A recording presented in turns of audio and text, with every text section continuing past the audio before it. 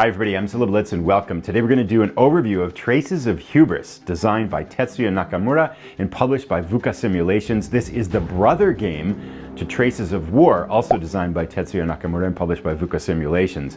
We're going to jump right in and do an overview of the game and then take a look at all the components. Let's jump right in and get started.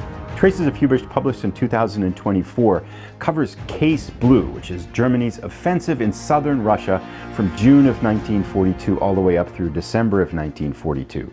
So the Germans are going to be on the offensive in this World War II game. Russians are going to be absorbing, but the game does also include Operation Uranus, which is going to give the Russians a chance to counterattack.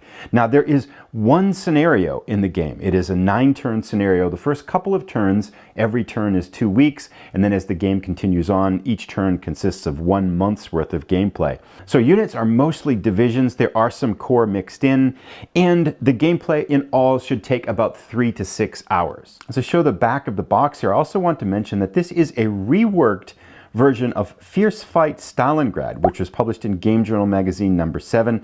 Obviously the graphics have been completely overhauled, but there's also been some gameplay issues as well.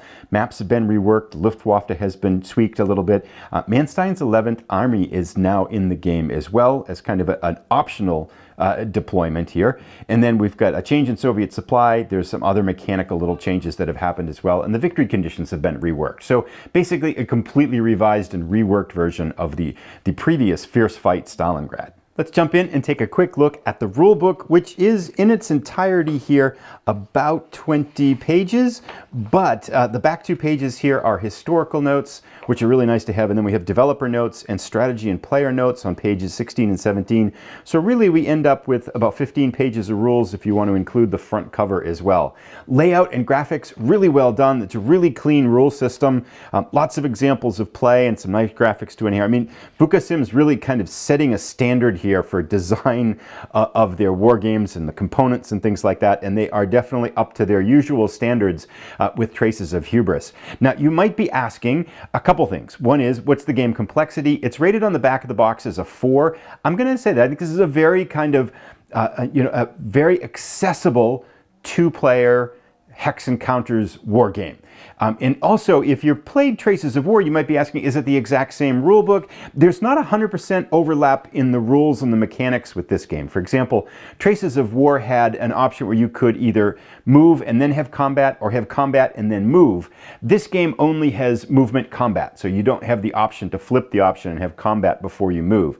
Likewise, there was a rule in Traces of War that would allow you to voluntarily relocate your headquarters. That's now an optional rule in this game. So there's some variations and other tweaks with victory points, and of course a lot of the historical situation is very different for this game as well. Not the least of which, in Traces of War, the Russians are on the offensive. In Traces of Hubris, the Germans are on the offensive. I also feel like that complexity rating is pretty accurate. I feel like it's a 3.5, 4. 4 is probably exactly what I would put it at in terms of understanding this game.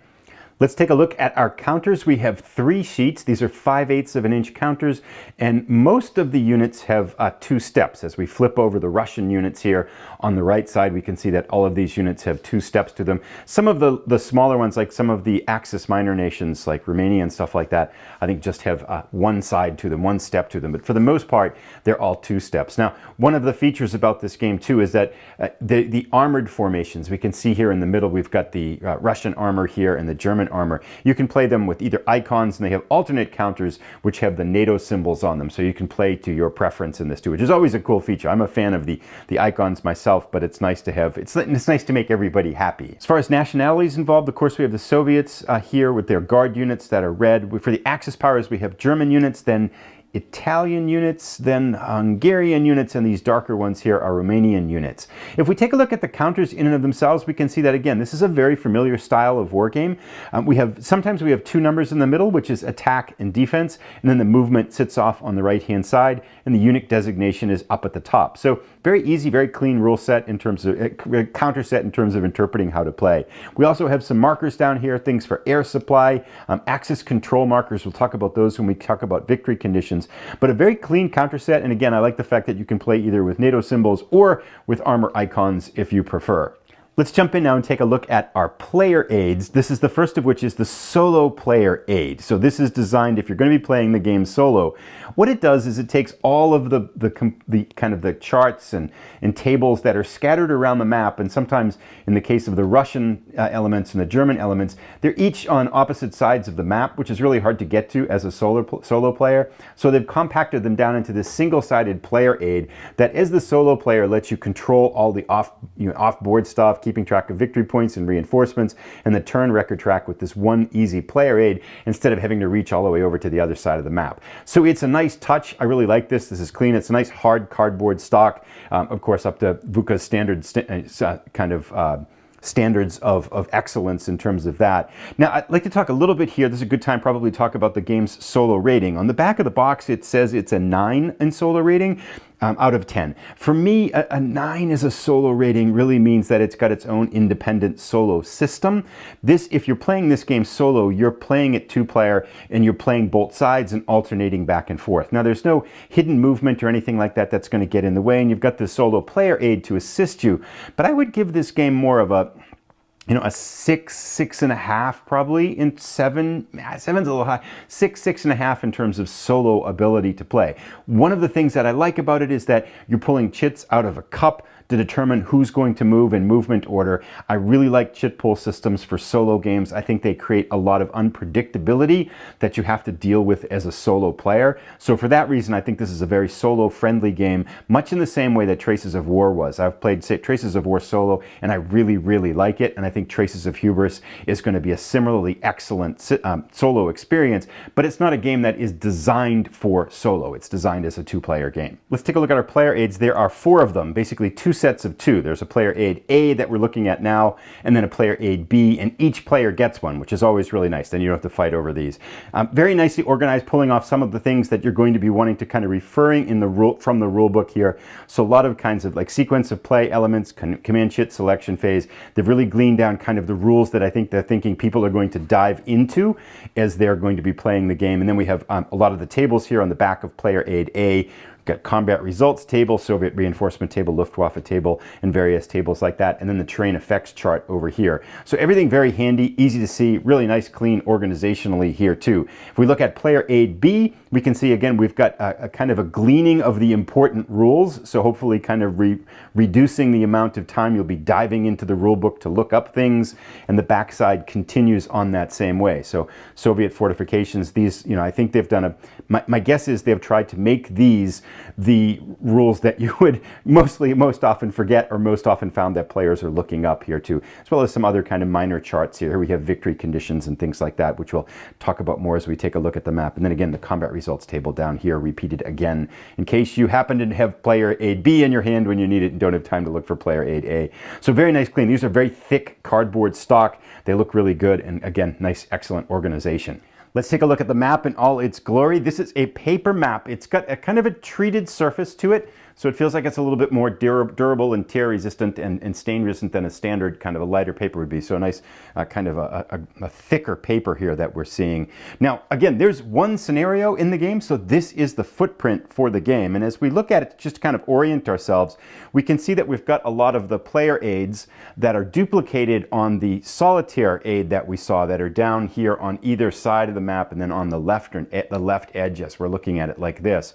And in terms of general orientation here, we can see these are blue. This is the Axis side of the map as we're looking at the bottom of the screen, and this is the western edge of the map. The far side at the top of the screen is where the Soviet player will sit. You can see their Soviet kind of player aids and unit guides and stuff like that sitting over there. And then north is to our left, and then south is to our right.